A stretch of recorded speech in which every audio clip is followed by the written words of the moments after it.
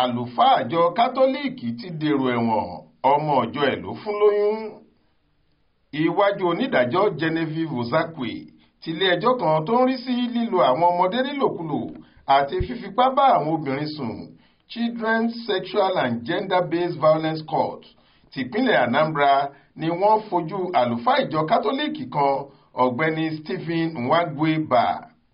Ẹ̀sùn tí wọ́n fi kàn án ni pé ó fipá bá ọmọdébìnrin kan ọmọ ọdún 17 kan tí wọ́n forúkọ bò láṣìírí sùn, ó sì tún fún un lóyún lọ́nà àìtọ́. Aláròyé gbọ́ pé àlùfáà ìjọ Kátólíìkì ọ̀hún wà lára àwọn òjíṣẹ́ Ọlọ́run tí ṣọ́ọ̀ṣì kan tí wọ́n ń pè ní Two Hearts of Love tó wà lágbègbè Ọlù nílùú Imo táwọn aláṣẹ ṣọ́ọ̀ṣì ọ̀hún ti lé dànù kúrò nínú ìjọ wọn láti ọdún 2018 nítorí àwọn ìwà rádaràda tí wọ́n ló wà lọ́wọ́ wọn. Ṣùgbọ́n pẹ̀lú pé wọ́n ti lé dànù kúrò nínú ìjọ ọ̀hún, ṣe ló sì ń lọ káàkiri àárín ìlú tí yóò sì máa pe ara rẹ̀ ní ojúlówó àlùfáà ṣọ́ọ̀ṣì. Lára àwọn òde tó ń lọ látìgbà tí wọ́n ti lé dànù náà ló ti pàdé ọmọdébìnrin ọmọ ọdún 14 kan ní ṣọ́ọ̀ṣì Kátólíìkì St. Albert the Great tó wà lágbègbè Obosi nílùú Anambra. Àwọn aláṣẹ ìjọ ọ̀hún ni wọ́n pè é fún ètò kan, ṣùgbọ́n ó nawọ́ mú ọmọdébìnrin ọ̀hún nínú ìjọ náà, ó sì ṣèlérí fún un pé òun máa ṣètò bí ẹ̀kọ́ rẹ̀ yóò ṣe máa lọ déédéé láìsí wàhálà kankan. Ó mú ọmọdébìnrin ọ̀hún kúrò lákàtà àwọn òbí rẹ̀, ó mú lọ sílùú Benin nípínlẹ̀ Edo níbi tó ti ń lo ọmọ ọ̀hún gẹ́gẹ́ bí ìyàwó ilé rẹ̀ àti ọmọ ọ̀dọ̀. Látìgbà tọ́mọ ọ̀hún sì ti ń gbé lọ́dọ̀ àlùfáà ọ̀hún ló ti ń fipá bá a sùn títí tọ́mọ ọ̀hún fi pé ọmọ ọdún 17 báyìí tó sì foyún inú rẹ̀ bímọ fún un. Nínú àlàyé tí ọmọ ọ̀hún ṣe níwájú adájọ́ ilé-ẹjọ́ ọ̀hún ló ti ní, mi ò jọmọ ọdún 14 lọ lákòókò tí àlùfáà ìjọ yìí lóun máa ràn mí lọ́wọ́ lórí ètò ẹ̀kọ́ mi.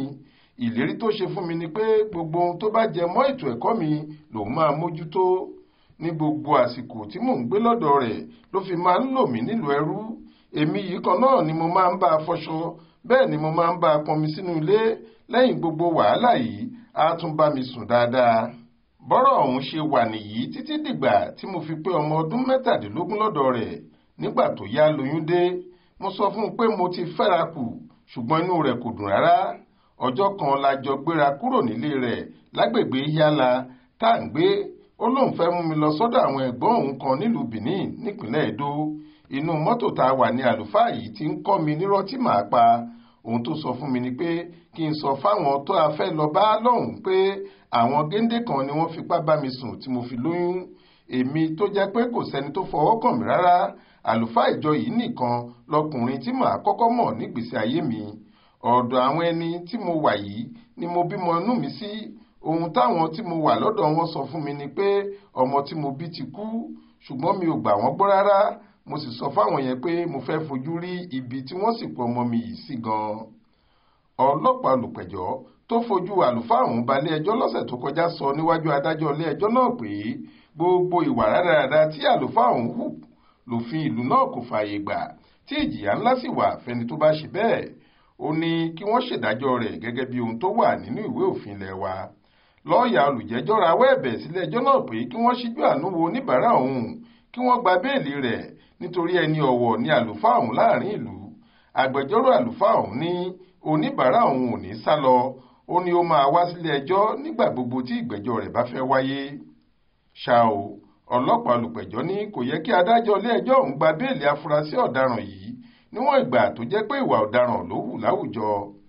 Adájọ́ ní ẹ̀sùn fífipábánilòpọ̀ tí wọ́n fi kan olùjẹ́jọ́ kì í ṣe kékeré. Ó ní kí wọ́n lọ ju àlùfáà ìjọ ọ̀hún sọ́gbà ẹ̀wọ̀n títí dọjọ́ 6 oṣù kejìlá ọdún yìí tí ìgbẹ́jọ́ yóò máa tẹ̀síwájú lórí ọ̀rọ̀ rẹ̀. Adéwálé Adéoyè ló ṣàkójọ ìròyìn yìí fún iléeṣẹ́ tẹlifíṣàn Aláròyé online. Faith Adébọ́lá ló kà á sétí ìgbọ́ yín.